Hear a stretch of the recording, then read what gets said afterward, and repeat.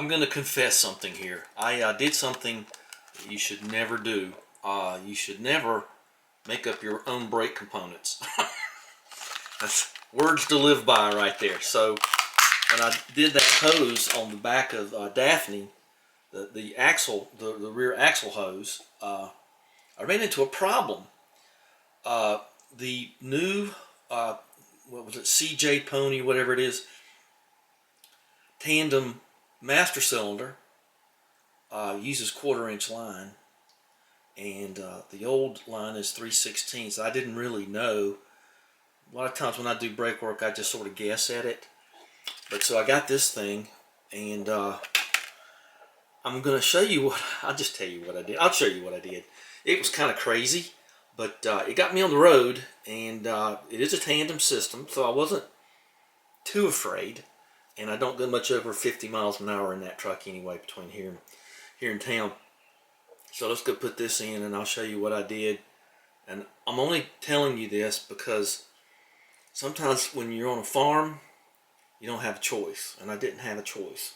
I could have deadheaded that line, the back line, but I'd rather have tried to have had brakes than to have none at all. And I have driven several cars. I had to put an axle and an MGB in a parking lot, like at a Circle K one time some years ago. And the brakes fouled up, and I didn't have back brakes in that MGB for a long time. But that has front discs. Things are a little different. So anyway, I've done it before, but I don't suggest that you do it. So if you run into this, if you have the CJ Pony brake system in an old truck or old something, and you got the 3/16 line, you got to go to 1/4. This is what you need. This right here. Or, you know, what's the other company? Weatherhead. All kind of people make this. Let's see if I can make this work. Interesting. I'm not going to worry about this, but okay, so this is a 1/4-inch brake line. Okay, this is a 3/16 brake line. And my problem was that I had this trying to go into this instead of that, because there's 1/4 right there. Okay, so what I had to do was make this, which is 3/16, which is this end here, and fits this line, and fit here. Well, what would you do when you're in a tight spot? Well, what I did, I think I might have already tossed it in the bin. Well, I'll show you on the other one. I just took this and drilled it out to 1/4, but that weakens everything. You got to be real precise about it, so that ain't gonna ever work. So we're gonna go in there, and we're gonna have to reflare and everything. We're gonna put this stuff together and do this correctly, and then it'll be a whole lot more robust. But ooh, get out of here! Oh, get away from me! Oh, ow! Okay, so try to make this. Try to make the 1/4-inch line fit the much smaller 3/16. Drill it out, and that's what I did. Don't ever do that. Never, never, ever do that. But like I say, I'm on a farm, and I don't always have access to go do things right then. And you got a need, and as long as you're careful, as long as your emergency brake's good, then life is good. Right? Right. You know what to do. Oh, it surprises me when it does that right off. Well, let's take a look here. Looks like we got oil leaks, don't it? Not too bad. Let's take a, let's see where my light is. It's over here. All right, I've got my brake fluid ready. And whenever you do a job like this, you gotta be sure and have a plastic bag with you. I'll show you why in a minute. Where's that coming from? I'm gonna have to put dye in this. So there's one there. I don't know, we'll run it a little bit. I might have to go around them one more time. That's ATF right there, so that's not so bad. That's gonna be from the steering box right there. And I think that just means I gotta go around again. If I have to, I'll put some dye in it. we'll see. I didn't even use that. All right, so here's what we're doing now. So I got all my brake parts ready to go, or my brake tools. So you need your 1/4 inch double flare. You need this thing. There's some old gloves, good. There's that thing, this and this. So this is the problem here. I will use a light on this one. I think this is the one that doesn't flash. All right, so right here, as you can tell, I used 3/16 on a 1/4 line, and I shouldn't have done that, but I had to, and it worked. So it didn't even leak. I thought it might even leak a little bit. So what I'm going to do now is I'm going to pop the cover off this double thing, and you lay the bag over it and put it back on, and hopefully it'll just cut down on the loss of brake fluid. But you can tell on this system here that 1/4 inch line comes out the back right there, and that's all you got. So it's not 3/16. So I will confess to being a bad boy, but if I get the right parts, I become a good boy. I promise. Not too good. And there's where I did some other work before. I need my cutters. Luckily, I got enough room in here to use the good stuff. I'll use these. That's a good medium size. And where's that little bug that died?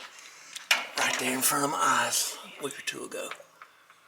So, okay, well that's 5/8 as I remember. So, I might get that little bit of twist out of there too. I got plenty to work with here. So, let's get this off and make a mess.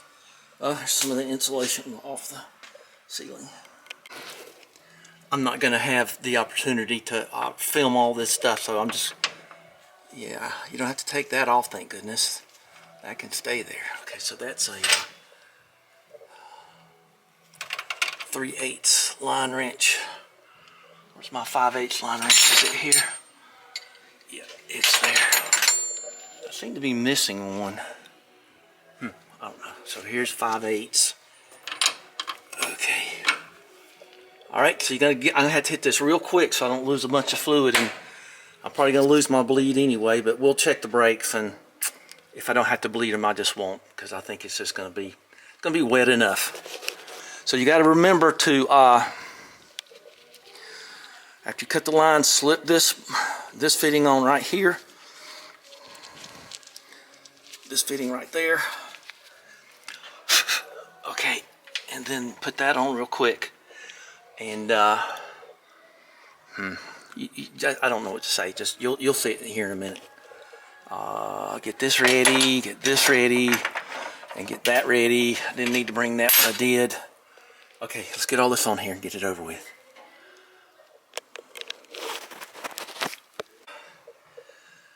Okay, so I'm not losing fluid out of this end. Oop, got me right in the arm. That's okay. You don't want brake fluid on you or on your paint or anything. Well, say that, and I got fingers all in my gloves, sticking out of my gloves. Okay, well, let me get that in there. Get this off of me. Okay, I got that on good and tight. I hadn't lost but a couple of drops. That's pretty cool. Okay, and I'm going to cut this off. I had to sort of deal with that a little bit, didn't I? Cloth. Okay, makeup. Okay. I got enough of a flare on it, and this is what it looks like now. It's sitting there and not leaking, which is pretty good. I'll take that. I'm not going to take that though. That needs to have that piece of rubber put back in there. Oh, that reminds me of a couple other things I gotta fix. So let's put that back up in there and put a pull tie on it. Okay, we'll go up there and test the brakes, and then we'll be fine. I don't mind that little bit of a twist right there. I think that's just fine right there. There's nothing much I can do about that. Okay. So yeah, I had to crush the heck out of that thing to get it to come out of there. It's sort of threaded in on that flange right there. I couldn't get that off, but you can see what I did there. Don't do that. Okay. All right, that's been sitting for a little bit, so it ought to be okay. We'll find out soon. And if I have to bleed it, I will. I don't think I will. Let's see what we did up here. See, I stuck my bag up there. I know I need 2 hands to get that down.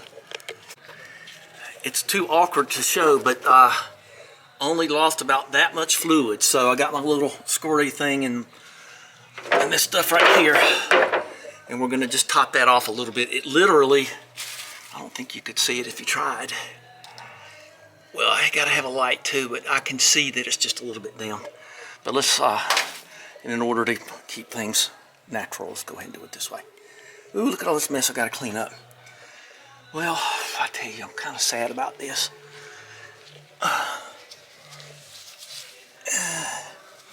It didn't run but so long. See, that's dripping out of there too, so I'm not too scared about that steering box. Okay, here, there. I know Al, old friend Al Adams. Can't have any air in hydraulic systems. Well, we're gonna hope that the pedal's good enough. Boing. Okay, let's see what we got. I think it's gonna be okay. Now, there's such a thing as too good of a pedal. You know, don't tell yourself that to lie to yourself. But anyway, okay, brake is off. Okay, let's see what that's like. That's just fine. Look at that.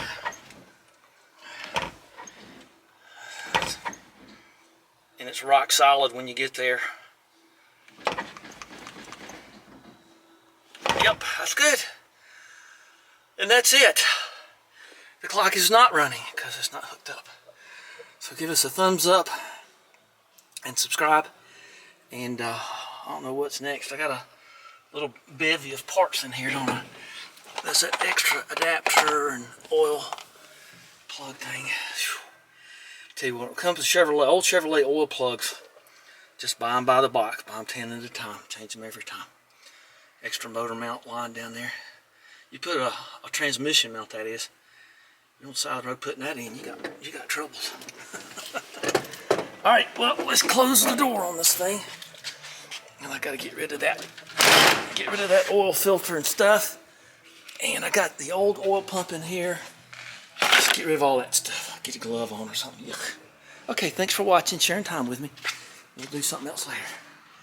Okay, bye-bye. Oh, I gotta put that cover on. I forgot about that. All right, well, we'll do that. We'll do that later. I've already kind of shut down. I didn't even think about it.